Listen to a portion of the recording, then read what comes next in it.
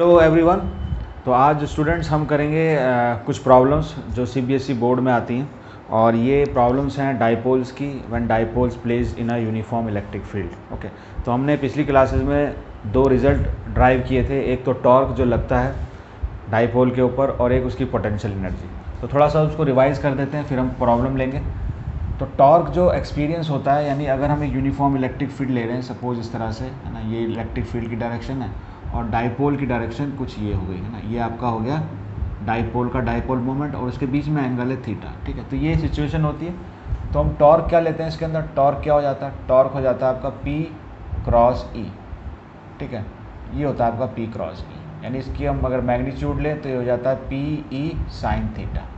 ठीक है, theta is the angle between vector P and E। इसके अलावा अगर हम कुछ फोर्स लगाते हैं इस टॉर्क के अगेंस्ट, तो वो फोर्स स्टोर हो जाती है in this system as a potential energy, और you can say electrical potential energy, जिसको हम U से रिप्रेजेंट करते हैं, और ये होता है आपका P है ना डॉट E, यानी यहाँ पर ये दोनों वेक्टर क्वांटिटी है।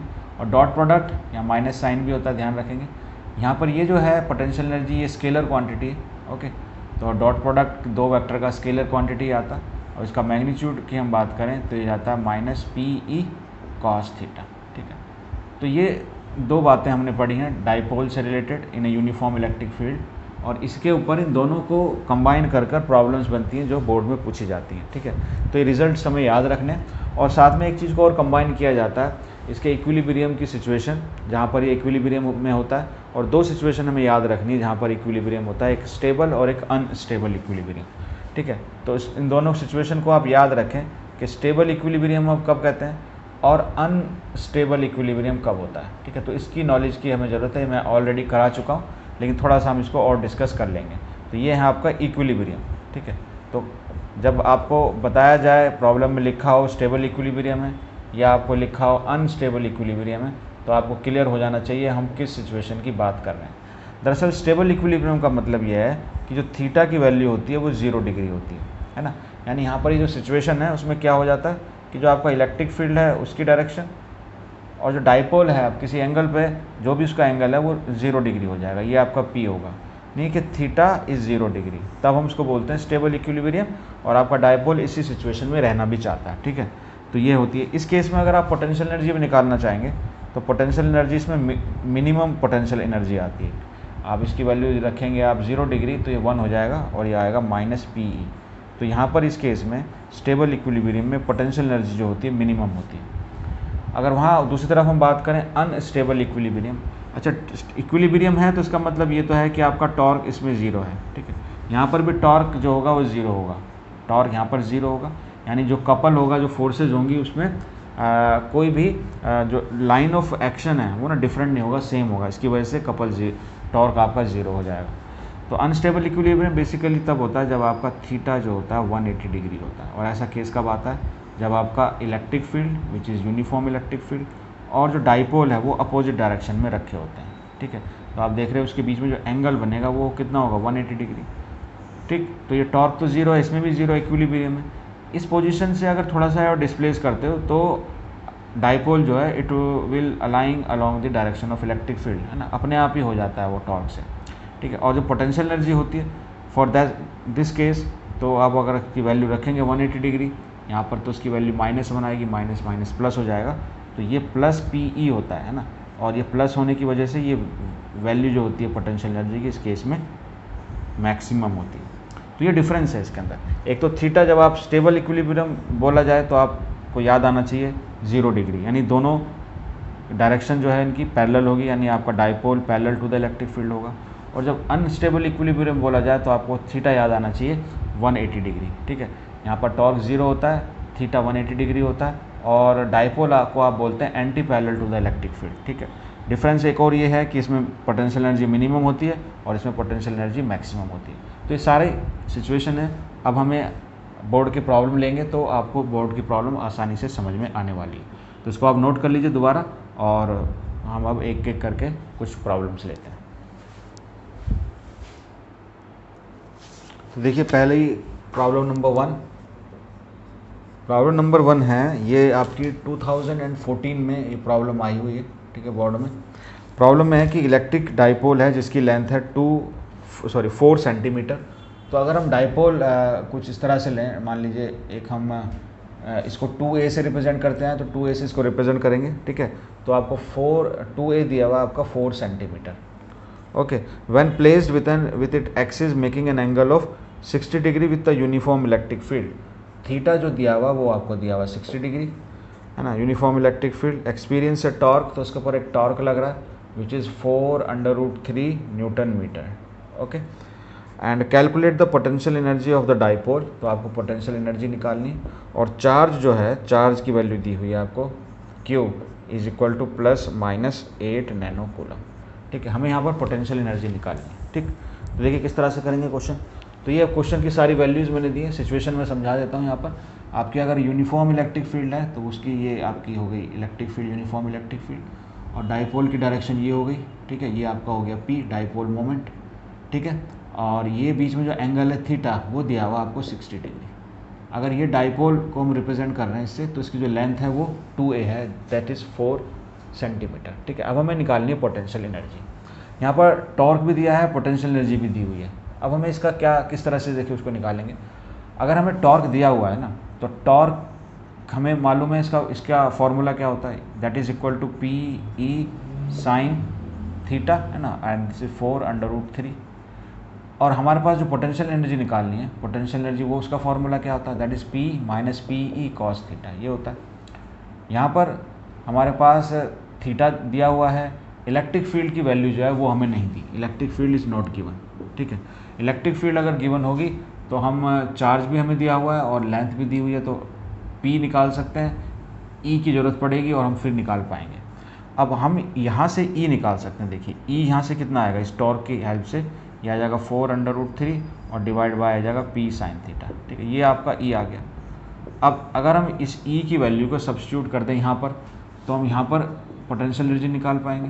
तो माइनस P, है ना, E की वैल्यू रख दो यहाँ पर, that is 4√3 divided by P sine theta, और ये है कॉस थीटा। अभी हमने कोई भी सॉल्व करने का काम अभी तक नहीं किया, तो यहाँ पर इजी हो जाएगा क्योंकि हमें P की वैल्यू डालनी ही नहीं पड़ेगी। तो यहाँ सिंपली आ जाएगा -4√3।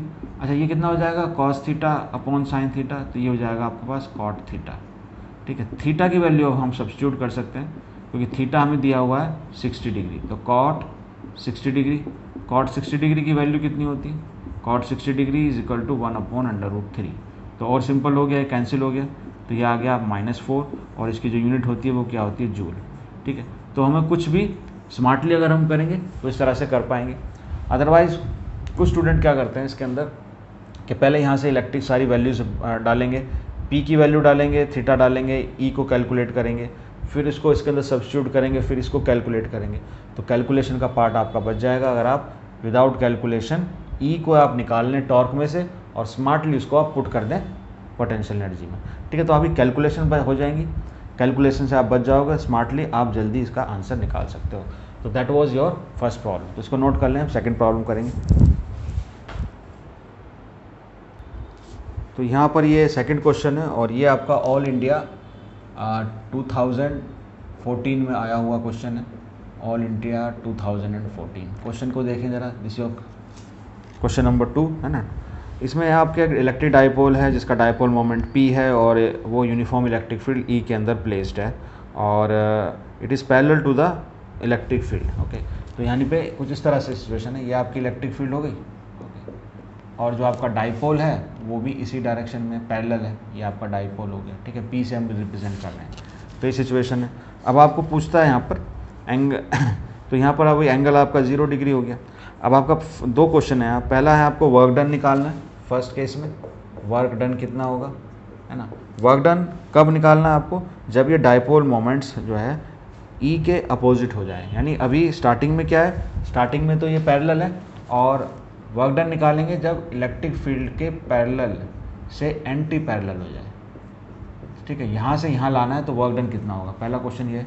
और दूसरा क्वेश्चन ये है कि दूसरे में सेकंड ऑप्शन में कि जो ओरिएंटेशन है वो आप ऐसा रखें, यानी इसको पैरेलल, अभी जो स्टार्टिंग में पैरेलल है, अब आप उसको सेकंड पोजीशन में ले जाना है जहाँ पर टॉर्क मैक्सिमम होता है। अब आपको ये चीज़ें मालूम होनी चाहिए कि टॉर्क मैक्सिमम कब होता है किसी डाइपोल के ऊपर, ठीक है। ये हमने निकाला भी था मैक्सिमम मिनिमम टॉर्क, ठीक है। तो जब मिनिमम टॉर्क तो हमें पता है 0 है, 0 होता है और वो 2 जगह पर होता है, थीटा इज 0 डिग्री और 180 डिग्री, और मैक्सिमम हमने बताया था आपको कि वो 90 डिग्री पर होता है। यानी सेकंड सिचुएशन में भी हमें क्या निकालना है, वर्क डन निकालना है जब आपका कुछ ये सिचुएशन हो जाए, यानी इलेक्ट्रिक फील्ड और डाइपोल मोमेंट के बीच में जो एंगल है वो कितना हो जाए, 90 डिग्री हो जाए। तो इन दो चीज़ों के लिए हमें वर्क डन निकालना होगा। ओके, आई थिंक ये क्वेश्चन समझ में आ गया होगा। आपको ट्राई भी कर सकते हैं और पॉज कर तब आप इसको आगे मैच कर सकते हैं कि आपका आंसर सही है या नहीं, ठीक है। तो स्टार्टिंग में सिचुएशन ये है, तो स्टार्टिंग की जो सिचुएशन जो है उसको हम इनिशियल बोलें या फर्स्ट बोल दें, और यहाँ पर आपका एंगल जो है 0 डिग्री है। इस केस में जो है, जब इस केस में आ जाते हैं तो थीटा जो है आपका कितना हो गया, आप देखिए इस केस में हो गया आपका 180 डिग्री, और इस केस में थीटा 2 हो गया आपका 90 डिग्री। तो हम फर्स्ट केस की अगर हम बात करें, हमें वर्क डन निकालना, work done means potential energy. तो वर्क डन या पोटेंशियल एनर्जी एक ही बात है, और उसका फॉर्मूला हमने पढ़ा था, दैट इज़ PE, है ना, दैट इज़ कॉस, अगर हम इसका दो फार्मूले हमने पढ़े थे। एक फार्मूला था आपका जिसमें दोनों एंगल इन्वॉल्व होते हैं, ये होता है आपका cos theta 1 minus cos theta 2। तो ये फार्मूला यहाँ पर अप्लाई होगा, क्योंकि इस पोजीशन से हम इस पोजीशन में जा रहे हैं, ठीक है। तो यहाँ पर हम लगा सकते हैं थीटा 1 और थीटा 2, ये आपके एंगल दिए हुए हैं, बस आप इसमें सब्स्टिट्यूट कर दें तो P और E की टर्म्स में आपका आंसर आ जाएगा।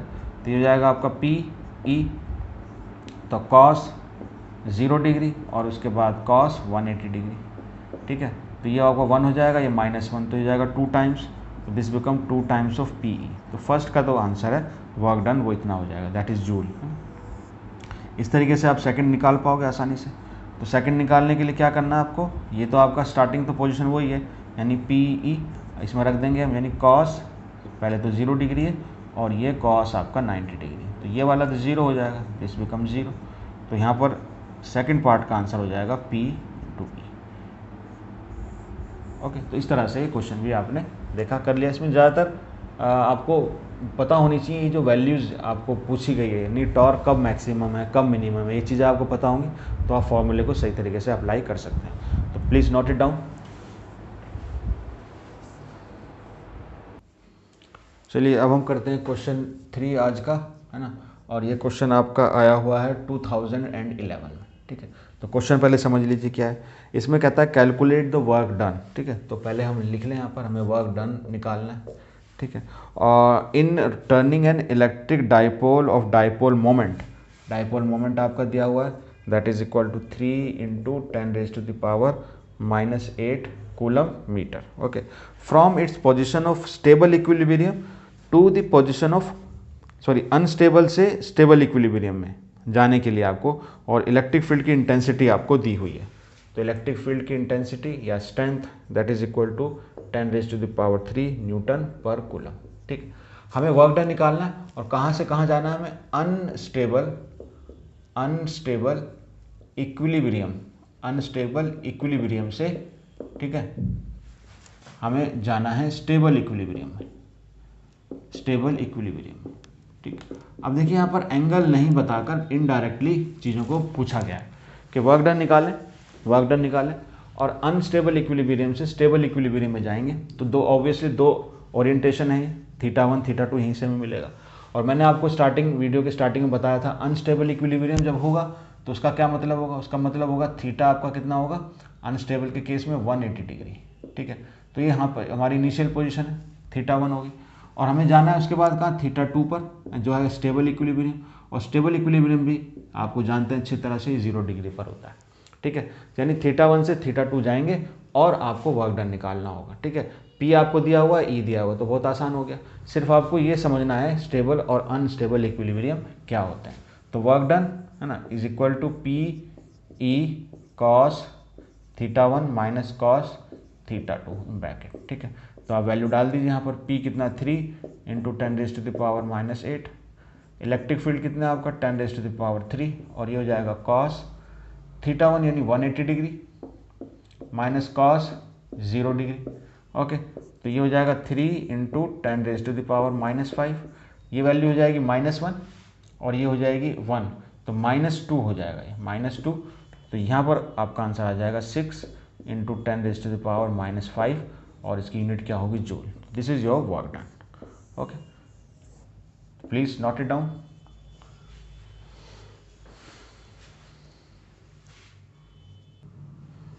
Okay, next question, question number 4। देखिए ये क्वेश्चन थोड़ा सा बिल्कुल ऐसा ही है जैसा हमने पिछला क्वेश्चन किया। यहाँ पर एक डाइपोल है जिसका डाइपोल मोमेंट P है, वो एक यूनिफॉर्म इलेक्ट्रिक फील्ड E में है, और हमें वर्क डन निकालना है। इसको रोटेट करना है कहाँ से कहाँ तक, पोजीशन ऑफ अनस्टेबल इक्विलिब्रियम, है ना, to its position of unstable equilibrium. Starting में वो स्टेबल इक्विलिब्रियम में है ना, यानी स्टार्टिंग में कुछ इस तरह से है, ये आपकी इलेक्ट्रिक फील्ड है और ये आपका डाइपोल है, ठीक। तो यहाँ पर ये कैसा हो गया, स्टेबल इक्विलिब्रियम हो गया, स्टेबल। थीटा कितना हो गया यहाँ पर 0 डिग्री, और उसको फिर ले जाना है हमें, है ना, कि ये जो है उसके एंटी पैरेलल हो जाए, यानी ये आपका E हो गया और ये अब आपका P हो गया, ठीक। तो थीटा कितना हो गया, 180 डिग्री हो गया, ठीक है। तो थीटा 0 से थीटा 180 डिग्री पर ले जाना, ऐसे था वो, ठीक। अब ऐसे है ना, तो उसको हमें थोड़ा सा वर्क करना पड़ेगा उसके ऊपर, यहाँ तक लाने में थोड़ा सा हमें एक्सटर्नल वर्क करना पड़ेगा। वही वर्क आपको निकालना, पहले जैसा क्वेश्चन ही है। पहले इसका उल्टा था, पहले उल्टा था कि ये वाली पोजीशन यहाँ थी, अनस्टेबल पहले था और स्टेबल बाद में था, ठीक है। तो इसमें जो वर्क होगा ना, एक्चुअली में हम एक्सटर्नल वर्क करेंगे, क्योंकि अब हमें टर्निंग फोर्स के, क्योंकि यहाँ पर ये ऐसा है ना, तो हम जैसे ले जाएंगे तो वापस आना चाहेगा, तो यहाँ पर जो वर्क डन आएगा वो पॉजिटिव आएगा। पिछले केस में आपने देखा नेगेटिव था, क्योंकि जब आप अनस्टेबल में होते हो आप थोड़ा सा डिस्टर्ब करोगे अपना आप ही आ जाएगा, तो वो अपना आप आएगा, यानी work done by the system, तो वो नेगेटिव आ रहा था, और यहाँ पर हमें वर्क करना पड़ेगा एक्चुअली में। तो ये जो वर्क डन है वैसा ही हो जाएगा बिल्कुल, P है ना, E और कॉस, अब स्टार्टिंग में कितना है 0 डिग्री माइनस कॉस 180 डिग्री, ठीक है। तो जो भी आपकी P और V की वैल्यू होगी उस टर्म में वैल्यू आएगी, ये कितने हो जाएगा, ये हो जाएगा 1 + 1, तो ये आपका जो रिजल्ट आएगा इसमें 2 टाइम्स ऑफ PE हो जाएगा, ठीक है। तो अगर आपको P और E की वैल्यू दी है वो सब्स्टिट्यूट करके आप न्यूमेरिकली इसको भी सॉल्व कर सकते हैं। तो आज का एक लास्ट क्वेश्चन और करेंगे हम इसके ऊपर बेस, इसको आप नोट कर लें तब तक। तो आज का क्वेश्चन नंबर 5 देखें क्या है। ये आपका 2010 में क्वेश्चन आया हुआ है बोर्ड में, ठीक है। एक क्वेश्चन इस तरह से है कि आपकी एक यूनिफॉर्म इलेक्ट्रिक फील्ड है E, जिसकी वैल्यू आपको दी हुई है that is equal to 10⁻⁶ newton per coulomb. Okay, इसमें एक डाइपोल रखा हुआ है, इसका डाइपोल मोमेंट है P, ठीक है। अच्छा, ये जो डाइपोल है ये रखा हुआ है इसके पैरेलल इस तरह से, ठीक। अब हमें क्या करना है, इसको इसके एंटी पैरेलल करना है, यानी यहाँ से हम क्या करेंगे, इसको हम एंटी पैरेलल बना देंगे, यानी ये जो P है अब एंटी पैरेलल हो जाएगा इसकी डायरेक्शन में, यानी थीटा यहाँ पर कितना है 0 डिग्री से हम इसको θ2 कर देंगे 180 डिग्री। ऐसा करने में जो वर्क डन है that is equal to 2 × 10⁻⁻23 joule आपको दिया हुआ है। आपसे पूछता है what is the value of dipole moment. Electric field आपको दिया हुआ है और यहाँ से यहाँ तक आने में जो वर्क करना पड़ा वो आपको दिया है, तो आपसे पूछा है what is the value of electric dipole moment. कैसे निकालेंगे, तो बस कुछ नहीं करना, यहाँ पर सब्स्टिट्यूट कर दो आप वैल्यूज़। ये W की वैल्यू क्या होती है PE, है ना, और कहाँ से कहाँ जा रहे हैं हम, cos θ1 से cos θ2, ये फॉर्मूला है हमारा, and that is equal to 2 times of 10⁻23 joule, इतना। बस वैल्यू सब्स्टिट्यूट कर दें यहाँ पर आप वैल्यू रखेंगे दैट इज PE, तो cos 0 डिग्री से cos 180 degree, okay, that is 2 times of 10⁻23 joule. अब ये कितना हो जाएगा 1 और ये -1 2 हो जाएगा यहाँ पर, तो हो जाएगा 2 times of PE, okay, and that is 2 times of 23 joule. तो 2 से 2 तो कैंसिल हो जाएगा, P क्या आ जाएगा, P आ जाएगा 10⁻23 जूल डिवाइड बाई E कितना है हमारा, E हमारा 10⁻6, तो ये जाएगा 10⁻29, और इसकी यूनिट क्या होगी, इसकी यूनिट हो जाएगी कूलम मीटर। तो ये हो जाएगा आपका आंसर, ठीक है।